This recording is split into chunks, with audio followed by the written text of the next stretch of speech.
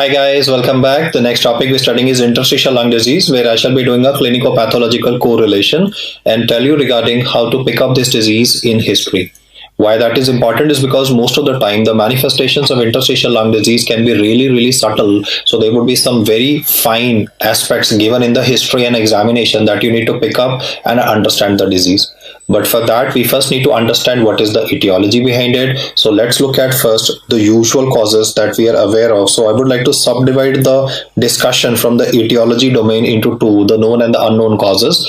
And the first and the most important reason would be occupational exposure, where my patient is working in a cement plant. Now you are aware that if somebody is working in construction business, then the disease that could be developing due to inhalation of especially asbestos fibers would be asbestosis, whereas my next patient is having the most common occupational lung disease of India, that is silicosis.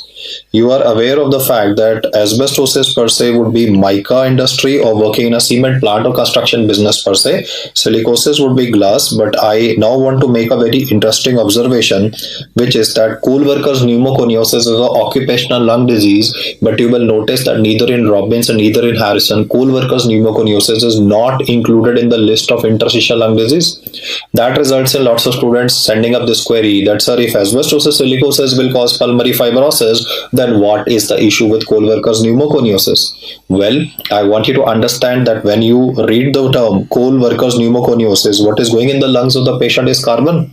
Carbon per se irritates the alveolar macrophages and results in production of elastase. This elastase will act on the airways and will damage the walls, resulting in emphysema-like fissures. And you are very well aware that emphysema is an example of obstructive airway disorder, whereas interstitial lung disease per se will cause pulmonary fibrosis and is an example of restrictive lung disorder. So please remember the fact that coal workers pneumoconiosis per se is not included in the list of interstitial lung disease, and the carbon that I was talking about is the same that would be present in a burnt cigarette smoke as well.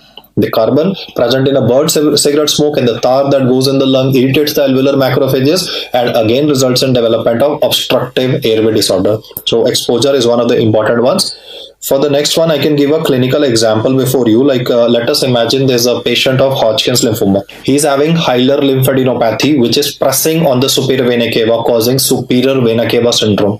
Superior vena cava syndrome will cause extensive congestion of the face. There will be prominent neck veins in a person. In fact, the JVP column will not fall with respiration in this guy. Like in you and me, you are very well aware, JVP falls with respiration, but in this case, it will remain permanently elevated. Well, in this person with superior vena cava syndrome, a therapeutic step that I'm taking is giving radiation to the chest. Now, the good news is radiation will obviously cause shrinkage of the size of the lymph nodes, and therefore the mass compression on the superior vena cava will reduce. But the bad news is, well, radiation can cause pulmonary fibrosis. In fact, it has been documented that radiation can even cause premature coronary artery disease. In fact, I can give another example. Let us say a lady is having recurrence of breast cancer. Even in that case, when there's a recurrence of breast cancer, you will have to give radiation to the chest. The good news is radiation will obviously destroy the cancerous cells, but at the same time, radiation to the chest per se can contribute to pulmonary fibrosis and a resultant restrictive lung disease / interstitial lung disease developing in a patient. So I've given you two scenarios for radiation: Hodgkin's lymphoma producing a mass effect and a superior vena cava syndrome and recurrence of breast cancer. I will now introduce some drugs here.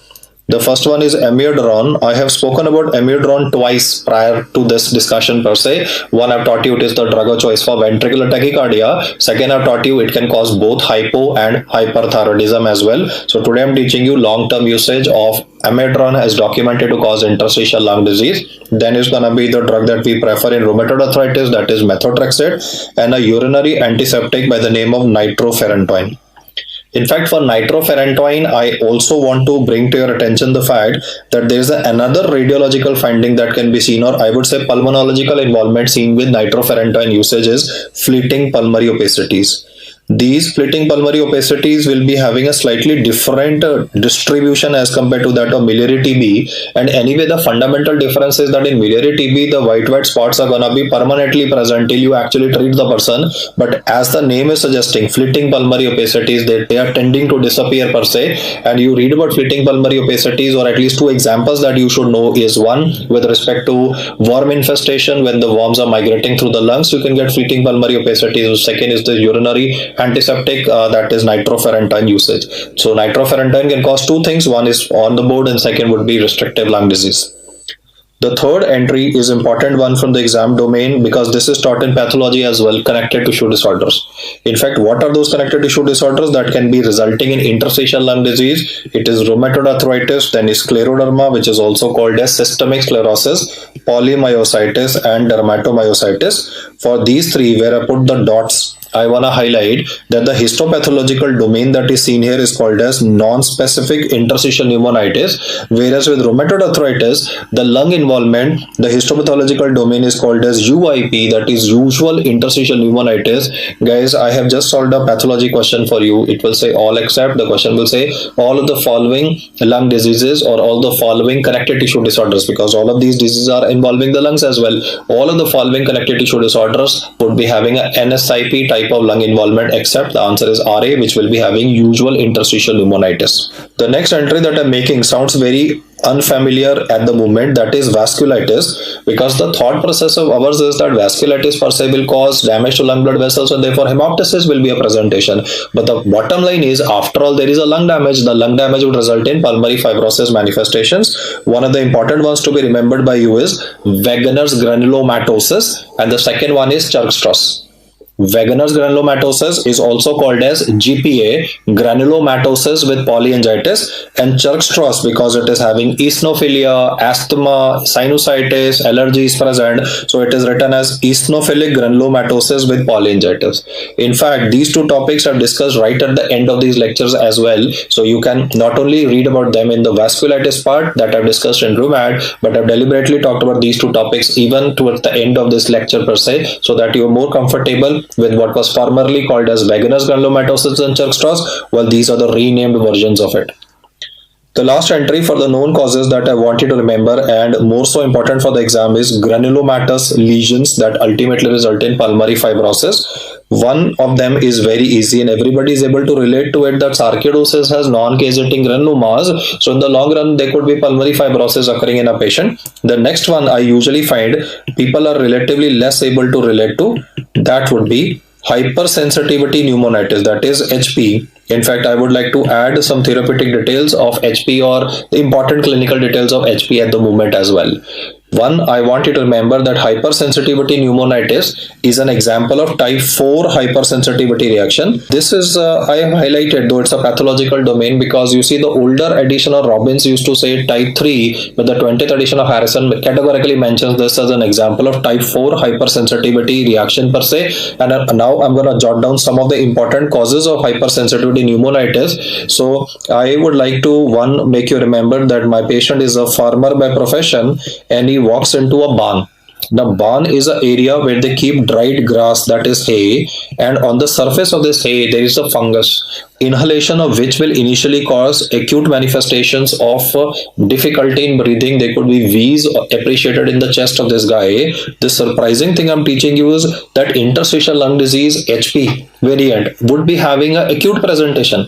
I mean, the normal thought process is interstitial lung disease will be having a long history, but you can have an acute presentation with exposure to this fungus, thermophilic actinomycetes, and that would contribute to bronchospasm. Yeah, you could have a subacute presentation, you will have a chronic presentation where obviously pulmonary fibrosis will occur in the person, but I just wanted you to be sensitized to the fact that ILD in some scenarios can have an acute presentation as well. In fact, my next example will make you more comfortable with this than what you are at the moment. I'm talking about this guy who's working in a sugarcane mill. We're talking about a person who's suffering from bagasosis.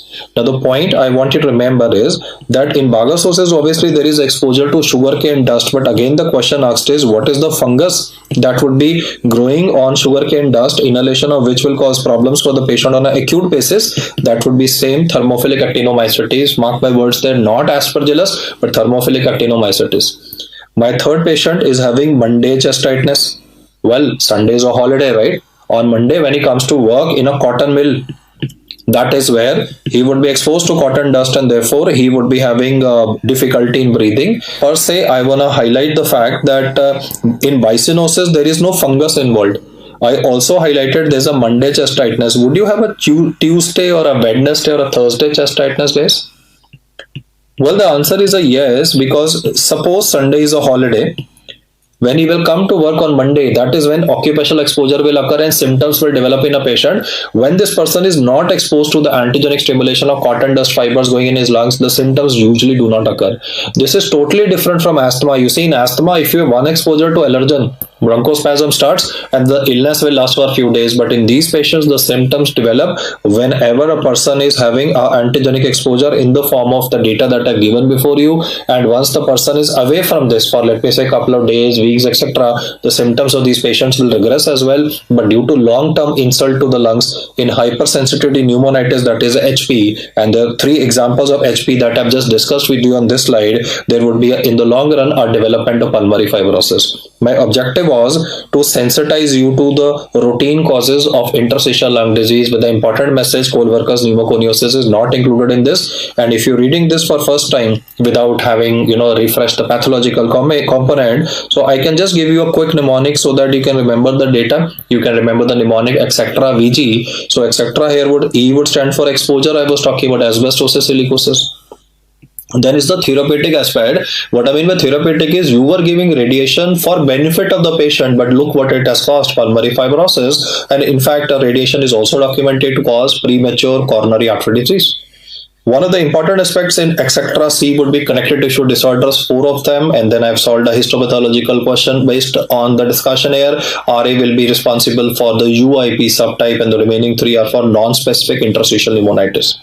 V would stand for the vasculitis component, 2 of them, that is Church-Strauss and Wegener's granulomatosis, and then is obviously the easier ones, granulomatous lesions like sarcoidosis, HP. I mean, I usually find people very easily being able to answer aspects of sarcoidosis and HP being responsible for pulmonary fibrosis in the long run, but you also need to remember the other ones which I've told in the decreasing order of importance. And most of the time, the questions that are asked on the topic of interstitial lung disease will be having at least 2 choices. I can be very sure from pathology, and the remaining 2 from the therapeutics or the clinical domain that I'm gonna speak to you after approximately 2 slides. So you need to actually integrate this topic with pathology per se, because etiology is important so that we can work out the clinical pointers in the question. And don't be surprised and do not be under impression that interstitial lung disease, some subtypes can be actually having an acute presentation as well. I mean, the normal thought process is, when I was your age, I used to think ILD is only chronic, but that is not the case, and you will become much more comfortable with the acute presentations as I describe furthermore causes before you and then discuss the history component.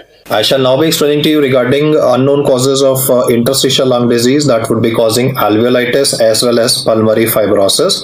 The first and the foremost to be remembered from the exam perspective is also the most common subtype of the unknown causes per se, that is IPF, as the name is suggestive, idiopathic pulmonary fibrosis.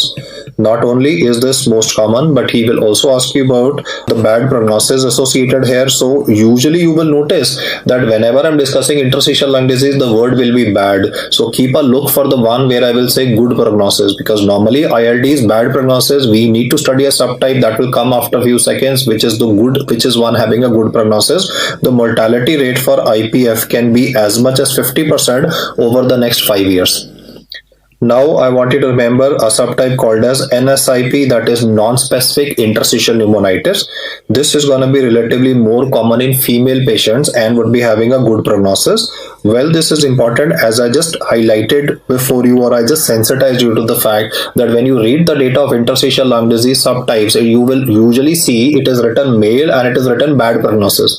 But one where you will always note in written gender female and having a good prognosis is non-specific interstitial pneumonitis. In fact, the next one I can put up as a question to you guys. Can you tell me which kind of interstitial lung disease is seen with cigarette smokers? In fact, initially the query of most doctors is that, sir, cigarette smoking causes obstructive airway disease, it causes COPD, no, it causes emphysema, chronic bronchitis. You are asking what interstitial lung disease is seen with smoking? Yes guys, I am asking about interstitial lung disease seen with cigarette smoking, and that's important MCQ. It is DIP. In fact, you have to become comfortable with these terms from pathological domain as well. DIP would be called as desquamative interstitial pneumonitis, and the reason why it is asked so frequently in the exam is mainly because of association with cigarette smoking. In fact, I can put up another question to you here. Can you tell me, doctor, any other disease apart from the one that is on the board, DIP? Can you tell me another cause which is associated with cigarette smoking and causes interstitial lung disease?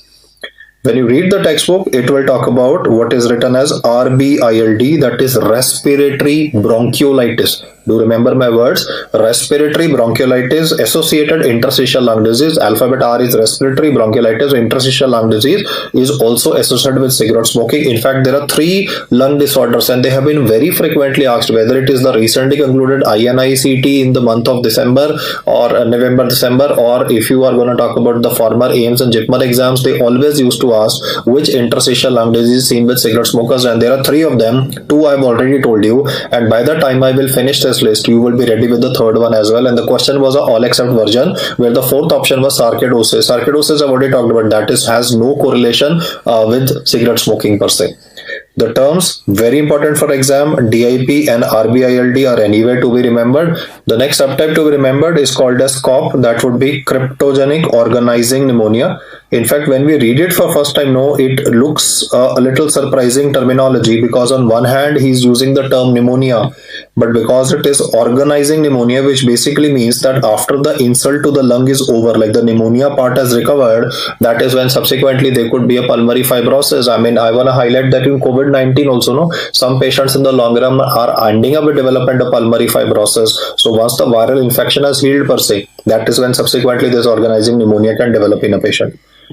The next subtype is again important, because he will say which subtype of interstitial lung disease can mimic ARDS. Now, ARDS is a very severe onset and acute onset illness. Interstitial lung disease, the thought process of ours is it's going to be a subacute or a chronic illness. So let's see a subtype of interstitial lung disease which could be as fast developing as ARDS per se. So that would be called as acute interstitial pneumonitis. In fact, the term used by the examiner will be AIP. I want you to remember that this could be so fast it can mimic ARDS like presentation. Acute respiratory distress like presentation. ARDS, in fact, is discussed separately in the serial order in the pulmonology section itself, where you can read about the diagnostic criteria, PaO2, FiO2 ratio less than 100, and then I've classified it as mild, moderate, and severe as well. Now, when I was a student at your age, I used to read about this same term, but in a different way. I used to read the term Hammond-Rich syndrome, which is now rephrased as acute interstitial pneumonitis. Why I mentioned the older term is just to sensitize you to the fact that we have read about this Hammond term earlier also. Like if you read this term, Hammond crunch sign, right? That's an auscultatory finding, no? Hammond crunch sign is gonna be an auscultatory finding, as if somebody is walking on freshly fallen snow with leather boots on. Well, this is an auscultatory finding that you will encounter in patients of pneumomediastinum. Do remember my statement? Hammond crunch sign per se is an auscultatory finding. It is like somebody is walking on freshly fallen snow with heavy duty military grade leather boots, and then you are obviously not supposed to mix this up with what is called as Hammond sign. Hammond sign is a palpatory finding, right? You feel it under your fingers in a person having subcutaneous emphysema. Like you can be reading about Hammond sign with respect to Boerhaave syndrome, where they can be air leak, and this air leak can contribute to then subcutaneous emphysema, and even sometimes a pneumomediastinum as well. The learning point for us is Hammond-Rich syndrome is the older term for AIP, and then are two findings. One is auscultatory, one is palpatory, that is Hammond crunch and Hammond sign as well. The next cause to be remembered is called as LIP, that is lymphocytic interstitial pneumonitis. Now let us look at why is this particular term important from exam perspective, and you will always notice this to be a diagnosis of exclusion in an AIDS positive patient.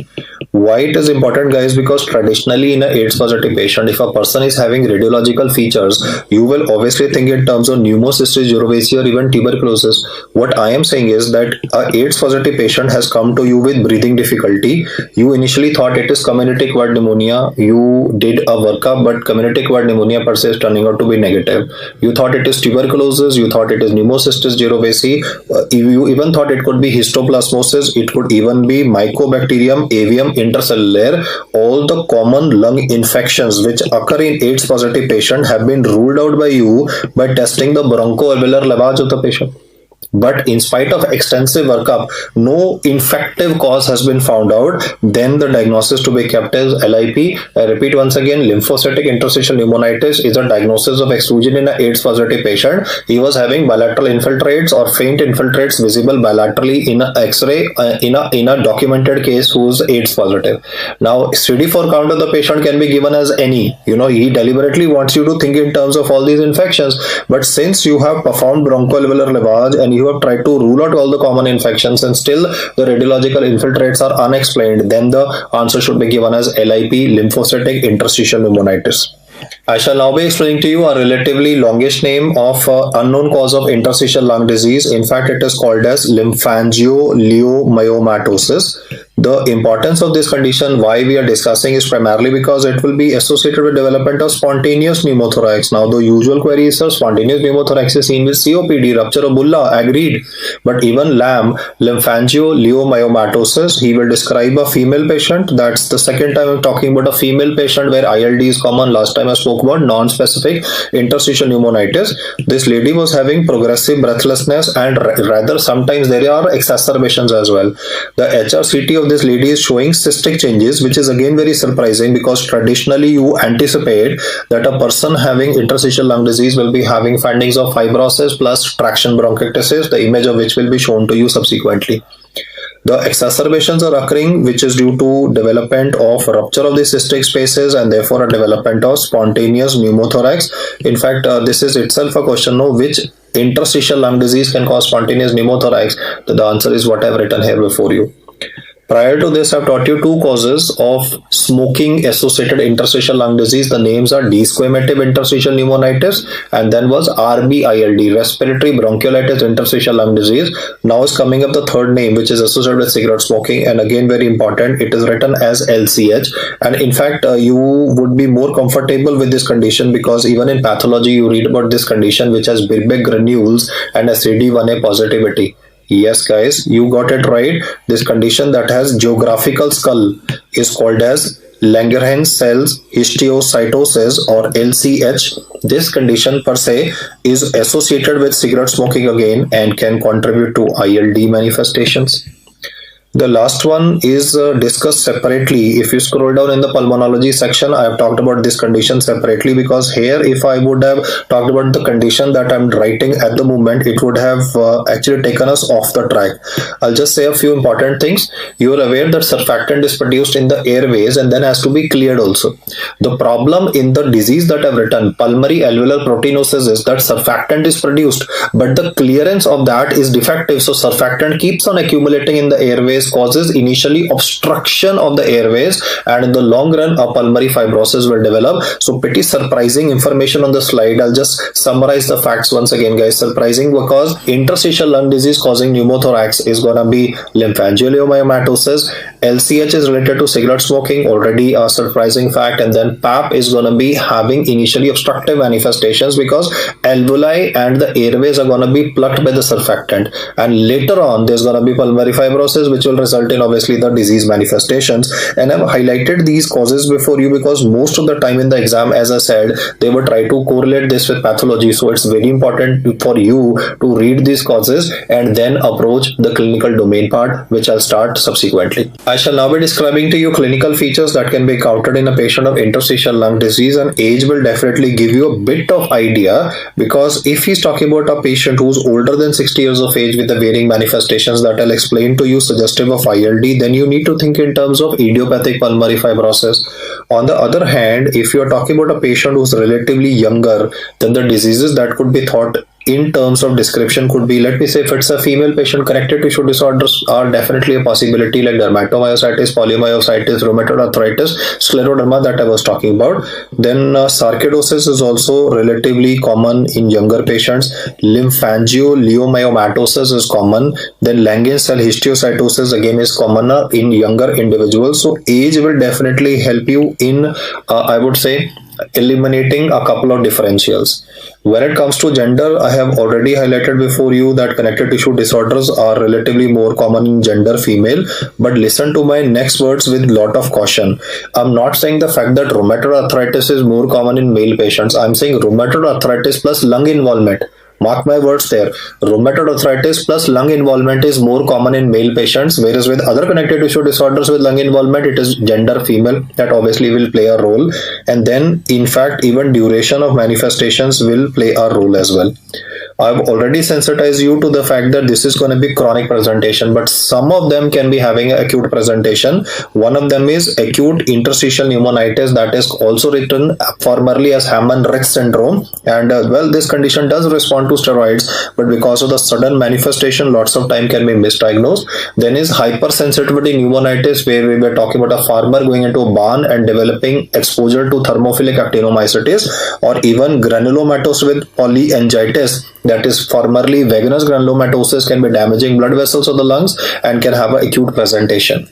Now let us look at why these patients would be coming to us. Here I was just talking about the initial information given. I mean, what should be your thought process, and the standard history will be initially very non-specific, because in lung disease there has to be some pointers present for you to pick up the disease. So I'll tell you about the subtle hints here. He'll initially talk about this 60-year-old man, or let me say 30-40-year-old woman, complaining to you about shortness of breath and dry cough, which has been persisting not for weeks but for months altogether, and even routine workup of tuberculosis has been done, has turned out to be negative. In fact, in some questions, because he will talk about hemoptysis in an old man, you will be suddenly tempted to think in terms of lung cancer, and yes, you should be. In fact, I want to highlight that if he's talking about an old man who's having shortness of breath and the other symptoms that I've written, you definitely have to rule out one, cardiovascular causes, because you are familiar that in old age due to atherosclerosis, cardiac causes would come up. So I definitely want to rule out, or I don't want to miss out the presentations of pulmonary edema due to etiologies like myocardial infarction or even unstable angina. But assuming that cardiovascular causes have been ruled out, obviously infections have to be ruled out. That could be COVID-19, that could be tuberculosis. If you have ruled out cardiovascular causes as well as infections, then you obviously have to rule out possibility of lung cancer in an individual as well, which will always have the word written cachexia. So I wanted to remember that CVS causes infection, lung cancer have been ruled out, and that is when you have to think in terms of ILD. So when it comes to differential diagnosis per se, ILD comes much lower down in the order. When it comes to hemoptysis, which interstitial lung diseases are nasty enough to contribute to this? One would be granulomatous with polyangiitis. GPA causes damage to blood vessels of the lungs and can cause cavities in the lungs, nodules in the lungs, and even a life-threatening hemoptysis in some cases. Even Lamb has documented hemoptysis, and then is good pasture. Now that's a surprising entry that I did not talk about earlier, because traditionally the presentation of good pasture syndrome is anti-basement membrane antibodies. Damage to basement membrane lung will cause hemoptysis. Damage to basement membrane kidney will contribute to the blood vessels of the kidney getting affected, contributing to hematuria. But good pasture syndrome in the long run again can have pulmonary fibrosis presentation.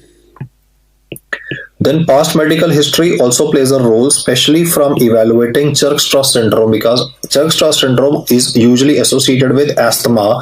So if he's talking about a patient who's now having shortness of breath, but in past medical history, there is a documentation of asthma in the person, then the disease that you are thinking in terms of is eosinophilic granulomatosis with polyangiitis, and eosinophilia along with this in the peripheral blood will also be present.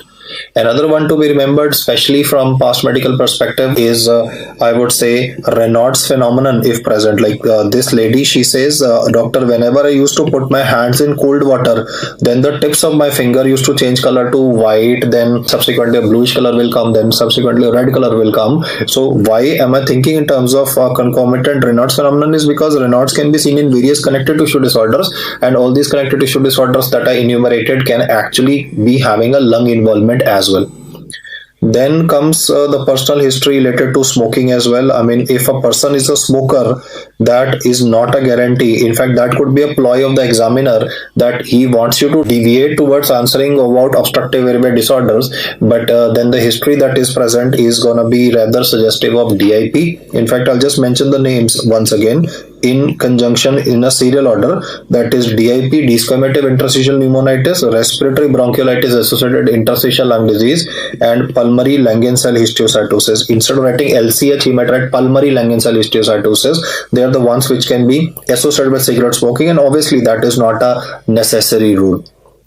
After that, what comes in importance would be occupational history of a person as well.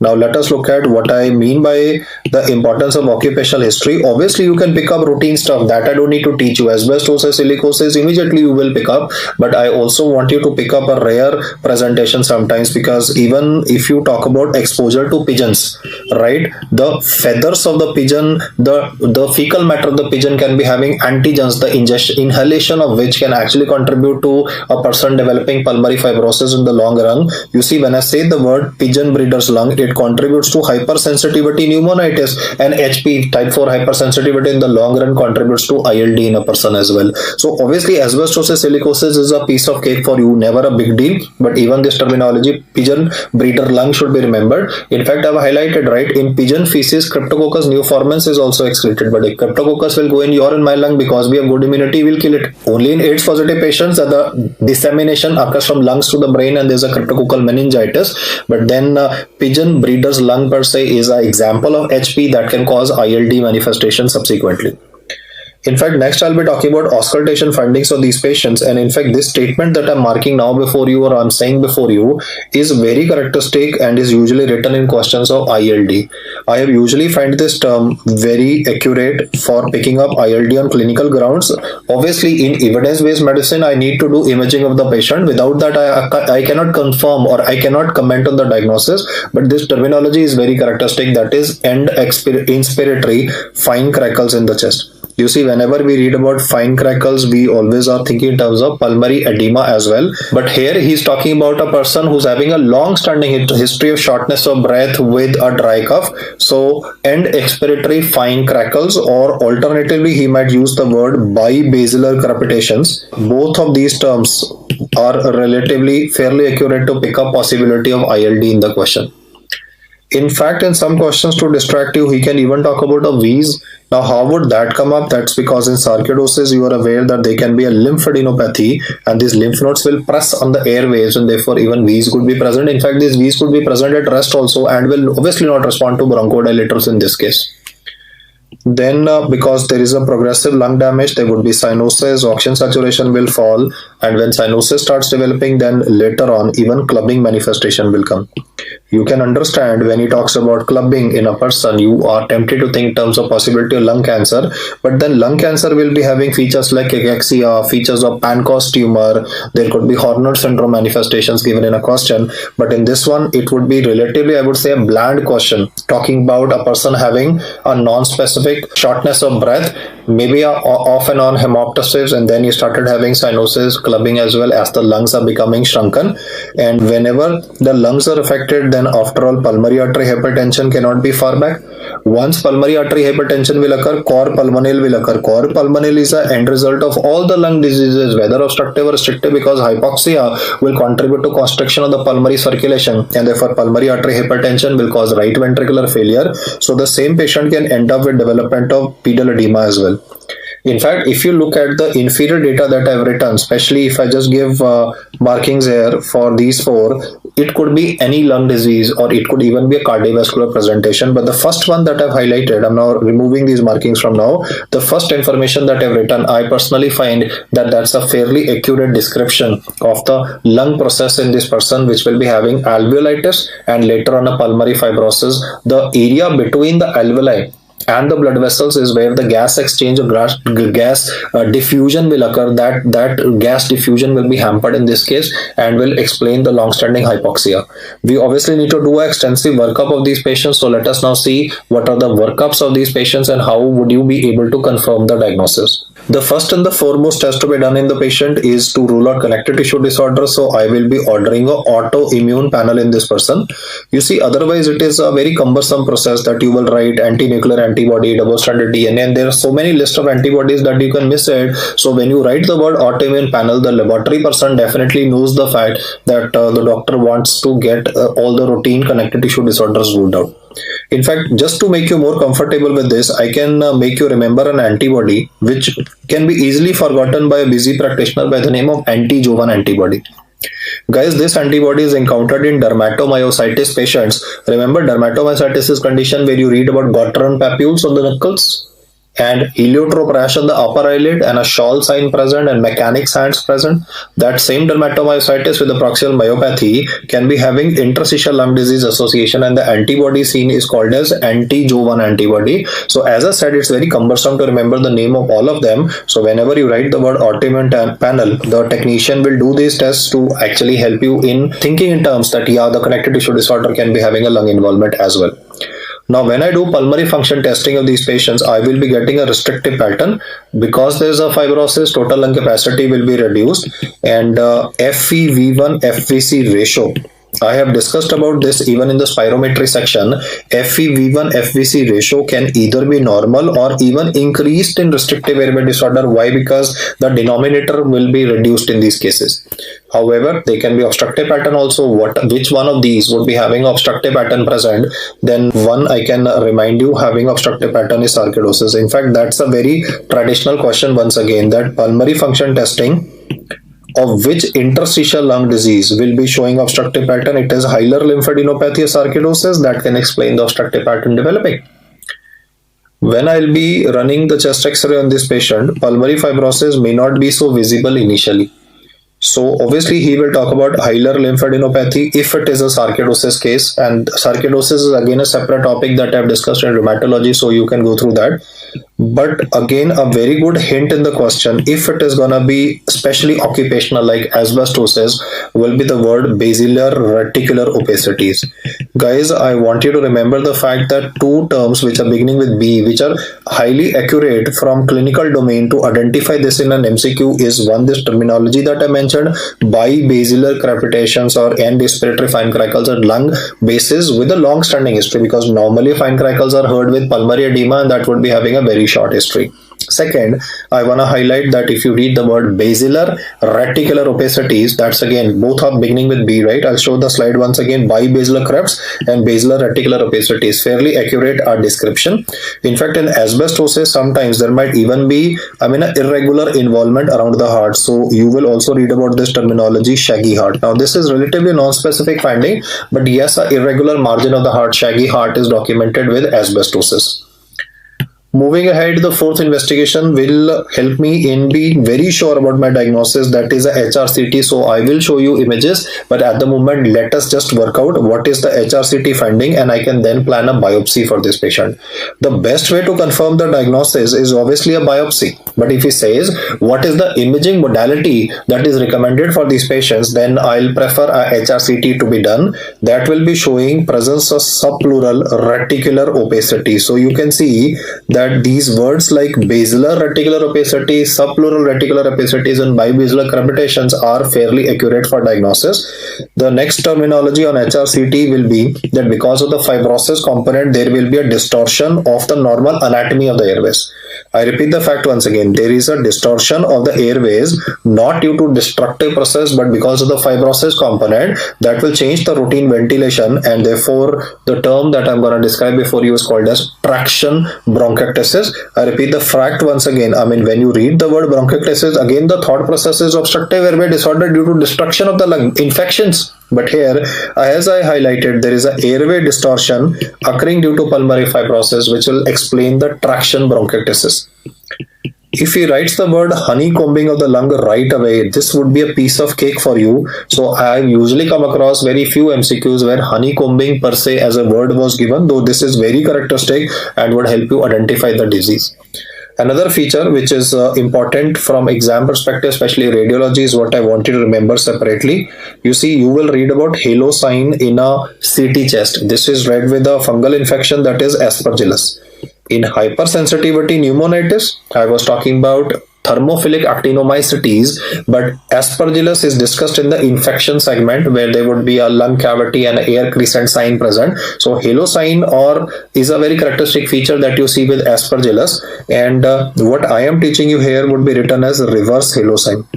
This radiological finding is seen with cryptogenic organizing pneumonia, that is COP subtype of it. Though, as I have gone down the order in a like I've drawn an arrow here to just sensitize you to the fact that as I go down, the radiological findings will become very characteristic names, and these names rather help you in picking up the diagnosis. Like if I started by straight away saying, okay, HRCT chest of a guy with a long-standing breathlessness was having presence of honeycombing, so you know it is interstitial lung disease. So usually he will avoid writing the inferior terminologies. I have found most examiners asking about these two: traction bronchiectasis and subreticular opacities or subpleural reticular opacities. Those are fairly accurate terminologies. However, if he says what is the investigational choice for this condition, then I've already highlighted that I would like to go in for a biopsy in this patient. Now, to perform a biopsy, in earlier times they used to do a open surgical lung biopsy, but now we definitely have a bronchoscope available.